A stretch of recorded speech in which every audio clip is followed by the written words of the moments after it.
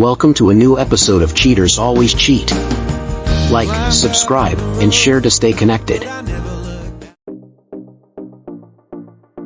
Less than a year into our marriage, both in our mid-20s. She gets concert tickets for Christmas, and I assume I'll be going with her. But nope, she wants to take a guy from work who's supposedly a huge fan of the band. She even tells me he's not straight. I'm upset, but I don't want to start a fight about it, so I hold back. She goes to the concert with him, and they wait outside by the band bus after the show. The bassist from the band starts talking to her, and she flirts with him. He invites her to their New Year's Eve show 200 miles away and offers to comp her tickets if she comes. She says she won't go alone, so he suggests she brings her friend. Now our New Year's Eve plans are ruined because there's no way I can go with her. She had made jokes before about having to sleep with the bassist for these tickets and VIP access. I didn't find it funny at all, and I let her know, but she brushed it off. In the end, I didn't want her to hold this over my head forever, so I let her make the decision herself. She chooses to go with her co-worker friend, who she now says she's only 80% sure he's not straight. Like what? She texts me during the long drive there. Then, after she gets the tickets, I hear nothing from her. I text her at midnight, and she gives me a 3-word response. I don't hear from her again. The next morning at 11:30, I call her, and she says she's waiting at the subway station to go back to her hotel. She eventually gets home around 4:30 p.m. When I ask her how it went, she says they partied all night, and she took prescription pills and drank a lot. She's upset that she paid for a hotel, but only slept in it for 2 hours. I'm confused and ask how that's possible when she was at the subway at 11:30 a.m. She admits that she didn't use the hotel room at all, and claims she must have slept in the band suite. Like, what? She blames her amnesia on a hangover. So let me tell you what happened the other day. I see my wife after a day or so, and I notice something different. She shaved her private area. I ask her when she did it, and she tells me it was on Friday. Now, here's the surprising part. She never really shaves down there, except as a special treat for me. Later, she leaves for work, and I happen to come across a pack of Summer's Eve feminine wipes in her overnight bag. Now here's the kicker. I've always had this secret feeling that she might have an odor issue, but she's never taken any action about it for my sake. And those wipes were brand new. So I can't help but wonder why she had them. Now, I'm left with all these thoughts in my head. Could she be cheating on me? And if she is it with the bassist or that guy from her work? Should I talk to her about this and confront her? I'm just not sure what to make of all this. Okay, let me clear things up a bit. She received the concert tickets as a Christmas present, but the actual concert didn't happen on Christmas Day. The first concert took place on December 30th, and the second one on December 31st. I don't want her stumbling upon this conversation, so I won't mention the band's name. Just know it's neither Nickelback nor Phish. She'll be back home soon, and I could use some good luck here. Update. Okay, so here's what happened recently. The bassist guy texted my wife last week and invited her to a concert 100 miles away on a weeknight. She wanted to go alone. I brought up what happened on New Year's Eve, and then she got really upset and stopped talking to me for 3 whole days. During the weekend, I was away on a business trip, but I kept in touch with her every day. When I got back, we spent Valentine's Day together. Now here's where things got weird. I was browsing Reddit yesterday and noticed I had a message, Orangered. When I clicked on it, I realized that my wife was still logged in on my computer. I knew she used her account for Gone Wild, which I was okay with and supported. But what I didn't expect was that she was sending photos to other guys via private messages. As I kept reading, one guy asked her, "What's the wildest thing you've ever done?" And there it was. She responded with, "On NYE, I had my first 3-way with a member of a famous 90s rock band and a friend. The first thing I did was talk to a lawyer to explore my options. Then, I confronted her about what I had found out, and she admitted that part of it was true. She had embellished things, but the truth was that she and her friend, who isn't straight, and she and the bassist made out and did BJ. I was so shocked that I left the apartment immediately and went straight to the hospital to get tested for STDs, just to be safe. Hours later, I returned home, but I couldn't believe a word she said. I asked her to text the guy a simple question, "Did we have closeness?" and said I'd believe her if he denied it. But then she finally admitted that they did have closeness. My whole life feels like it's falling apart. We were married for less than a year, and I had put my heart and soul into this 5-year relationship. Now, I've moved into the second bedroom and I'm sleeping on a futon. Our lease doesn't end until May. Update. So here's what's been going on. She had affairs with 4 different men in the last 5 months. First, she started having explicit texts and sending racy pictures to a guy from work back in October. Then, at a concert, she met a random guy and kissed him. They hung out again at a drive-in movie theater with a friend, where supposedly they only cuddled. Later, they met up at a club while she was out with some friends, and they had closeness in the bathroom. After a month, he drunk texted her, they fought, and then broke off contact. Now let me tell you about this scary night in mid-December. I came home from work at 6 p.m., knowing she was done at 2 p.m. due to a company Christmas party. But when I got home, she wasn't there. Her pet bunny was loose in the apartment, her car was in the parking lot, and her coat was on a chair. I called her phone, and it was on the couch. I panicked and called my mom. I searched all around the apartment complex, shouting her name and even checked the dumpsters, fearing the worst. When she finally came home, an hour and a half later, the police were there, and I had described her to them in a frenzy. I was so relieved to see her, but just minutes before she had been making out with the guy from work in his car down the street, with her hand on his. Well, let me tell you about what happened on New Year's Eve. There's this bassist guy who's into some stuff, and when my wife and her not-straight friend went to his hotel room, he asked the friend to duck him up the backside. Then, while my wife was there, he had unprotected act with her, and she worried about getting pregnant, so she took the morning after pill. They kept texting, emailing, and video chatting after that. Besides that, she also had an emotional affair with a guy she met on Reddit. They flirted a lot through messages and made plans to meet and have closeness while I was away on a business trip last weekend. But it seems she chose to do LSD with a friend instead, and as far as I know, they didn't meet up. She kept flirting and chatting with 3 of these 4 guys until last Wednesday when I found out. Then, just yesterday, I found out about the other 2 guys too. I invaded her privacy, and that's how I discovered lots of emails and chats about these men. I even forwarded those emails to myself as evidence. And to add to it all, there's a t-shirt that belonged to the bassist, which she brought into our home and slept in. I swear, I ain't gonna let you off the hook easy, I told her. She looked at me, her eyes wide with surprise and fear. You gotta tell your family what you've been up to, I said to her. Her face turned pale. I can't, I won't do that. So I fired back, all right then, guess I'll just have to make that Facebook post with all those messages and pictures. And you bet, I'll name that bassist too. We went back and forth like this for a while, until finally, she broke. She sat down and wrote a long message to her family, confessing everything. She admitted to cheating with the bassist and other men, and said sorry for all the hurt she caused. When she hit that send button, I saw her wince, like she just lost something big.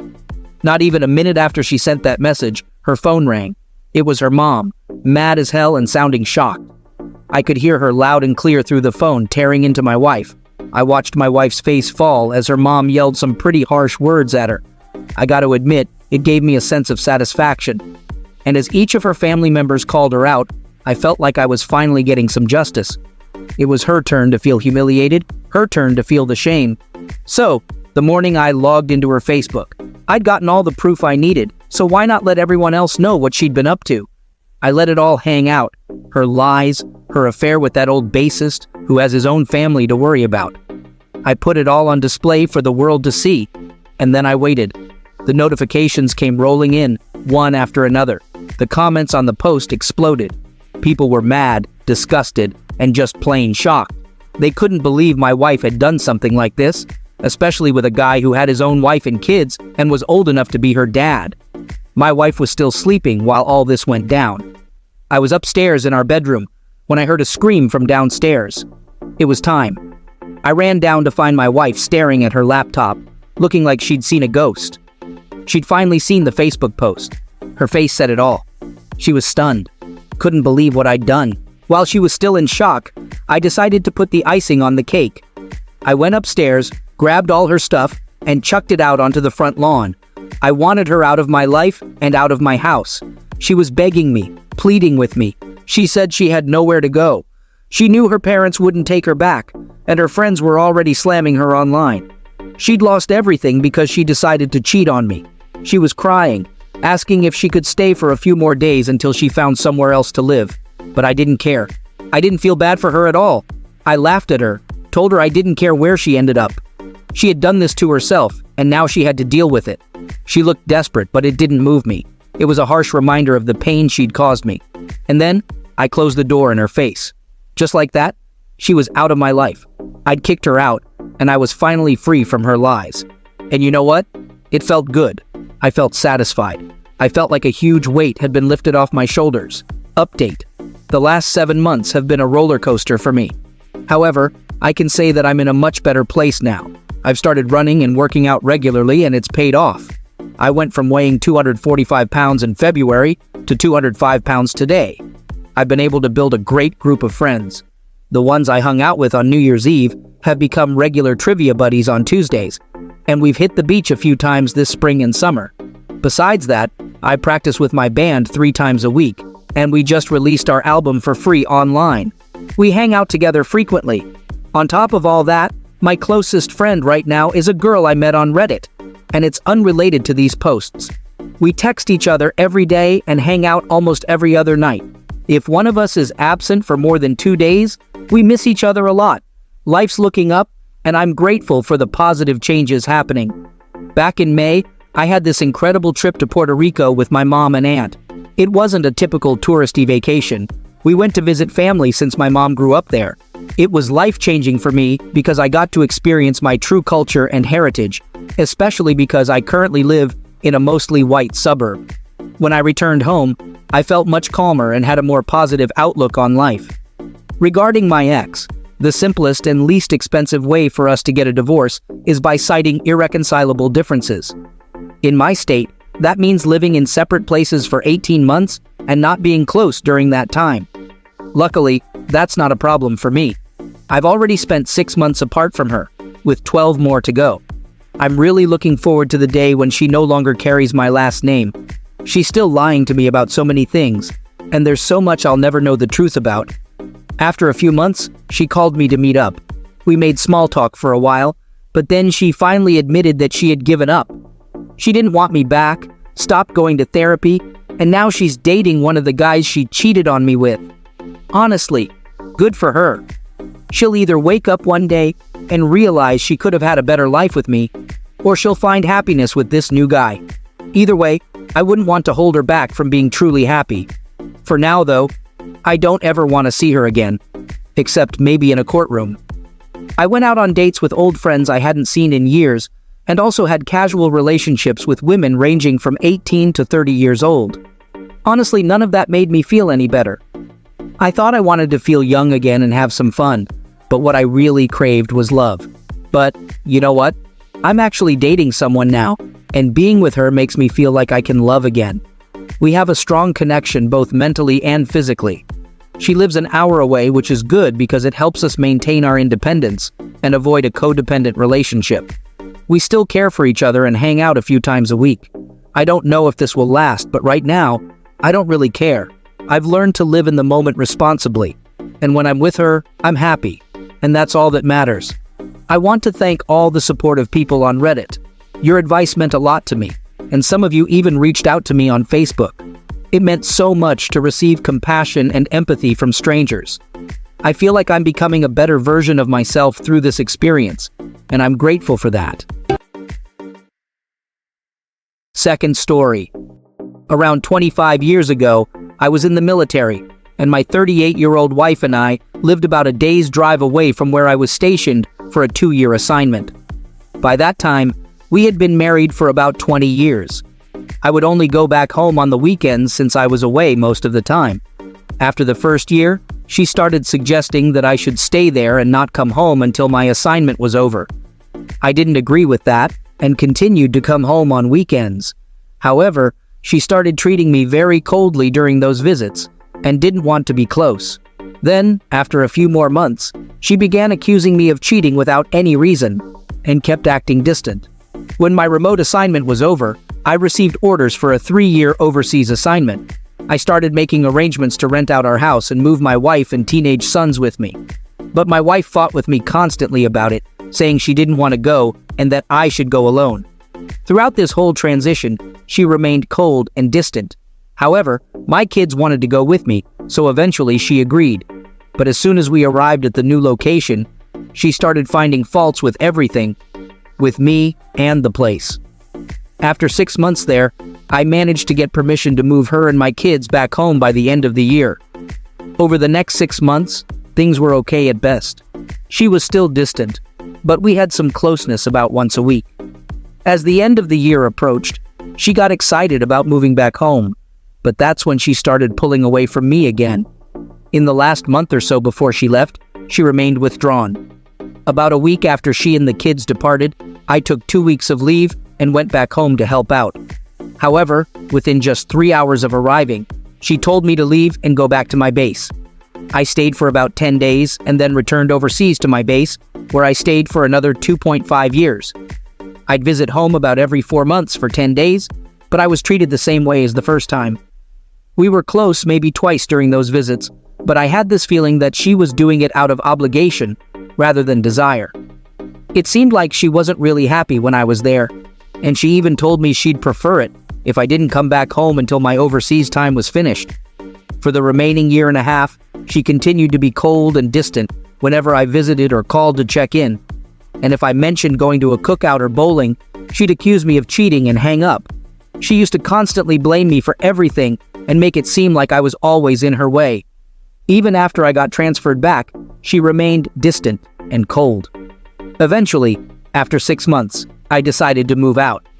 I stayed away and even told her I wanted a divorce if she kept treating me that way. So she agreed to go for marriage counseling, but it didn't feel very helpful. She put the blame on me, saying I didn't understand her or what she wanted.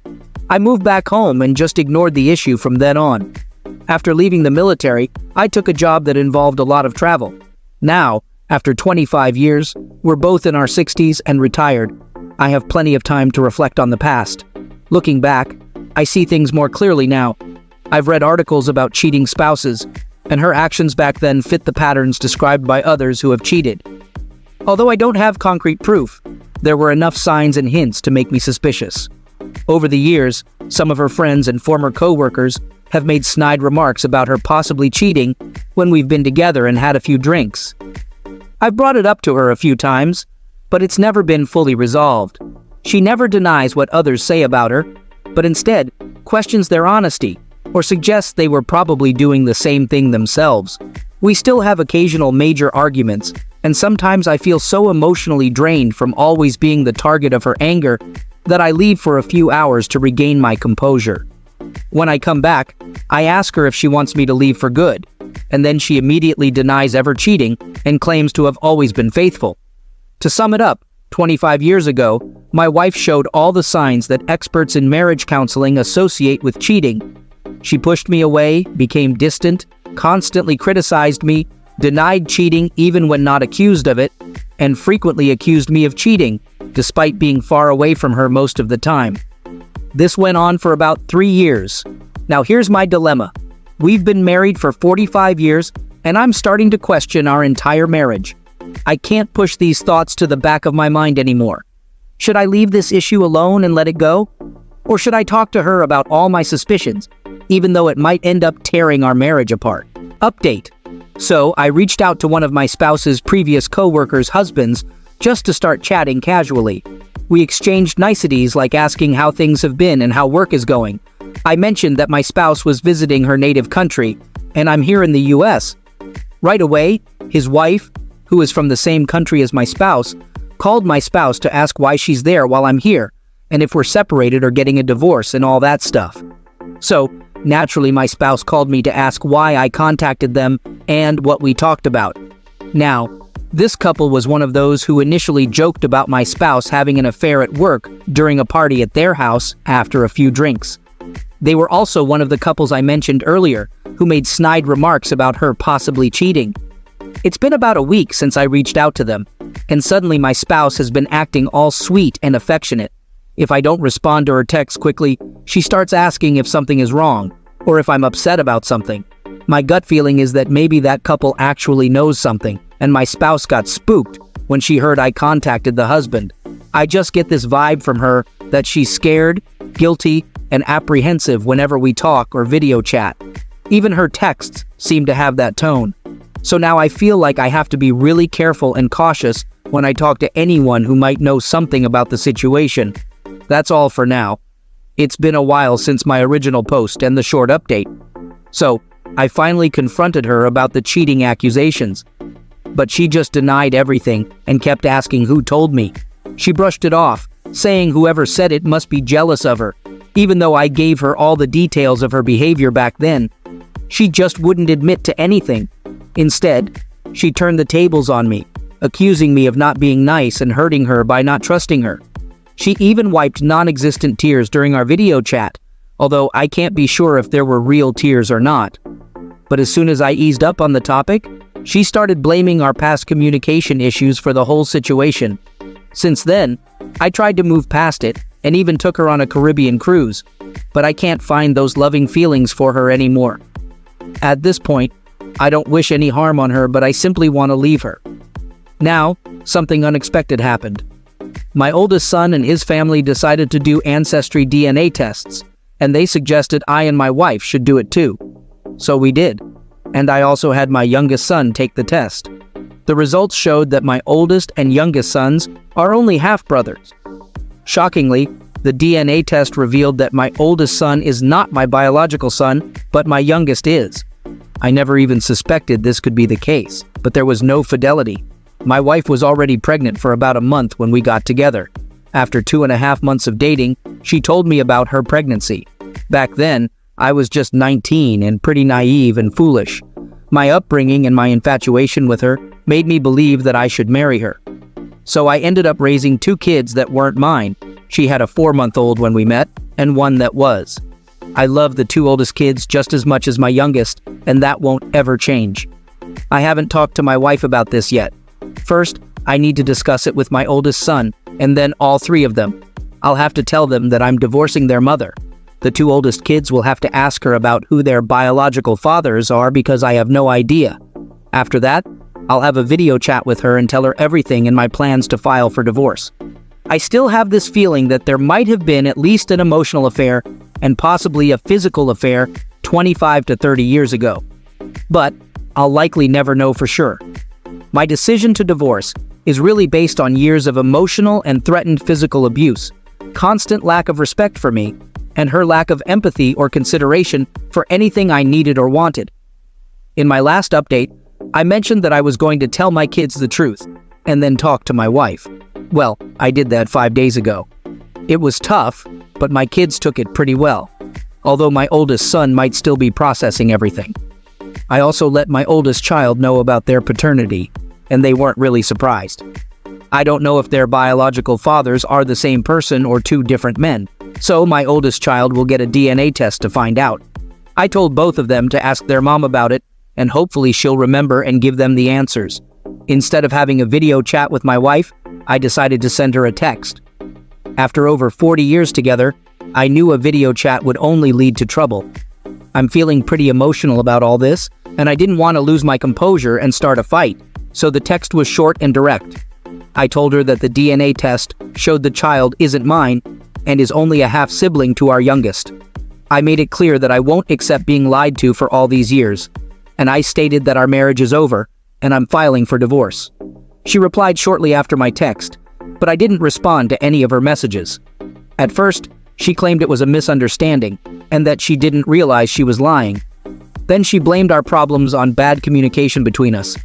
After that, she apologized, saying she's sorry I hate her so much and that she'd sign the divorce papers, hoping I find happiness with someone else. She shifted to blaming me for everything, saying I never cared or trusted her. Despite all that, I still didn't respond to any of it. Eventually, her anger kicked in, and she agreed that divorce would be best to get it over with. All her texting drama happened over about 2 days, and then there was a day of silence. I texted her back, stating that from now on, I'll only contact her regarding the kids, grandkids, and the divorce. I also mentioned the financial support she'll receive and how it'll work. She's entitled to half my military and federal pensions. She asked if I could send all her belongings to her, and I agreed to do that. Since then, there's been complete silence from her end. She's been contacting our two oldest kids about everything. I haven't done the paperwork for the divorce yet, but I'll take care of that soon. That's all for now. So, not much has really happened since my last update. I've got a meeting with my lawyer scheduled for this coming Monday.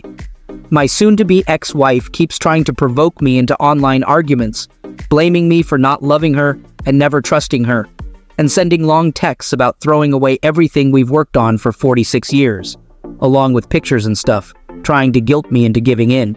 But I've been successful in ignoring it, staying civil, and only texting about the kids and divorce issues. Right now, she says she'll sign the divorce papers to move on, but knowing her, I doubt that'll happen easily. The main issue is the house. Her house in her country is fully paid for with my retirement funds. Hopefully, we'll get a profit from selling it, close to what I invested. I plan to split the net profit 70-30. She wasn't happy with that, but we'll see how it goes. The kids are mostly okay. My oldest daughter, adopted, has been avoiding me, but I hope with time, she'll be able to cope better. My sons are okay, but they don't want to be in the middle of everything. I promised all three kids that I won't put them in the middle of our issues. Yesterday, the divorce papers were served via email. My spouse accepted them, signed them, and sent them back to the lawyer. She said it wasn't what she wanted, but she'd do it for me so we could move on. As expected, she still puts the blame on me. She took the chance to dig at me about the kids finding out and how I made her life terrible. She even complained that I never talked to her and kept everything to myself. The truth is, I started doing that because it became clear she didn't really want to listen, discuss anything, or care about my needs. I almost got sucked into a war of words with her, but I decided to cut it off and sign off instead. It was only recently that I learned about narcissism after reading about it here and searching it up on Google.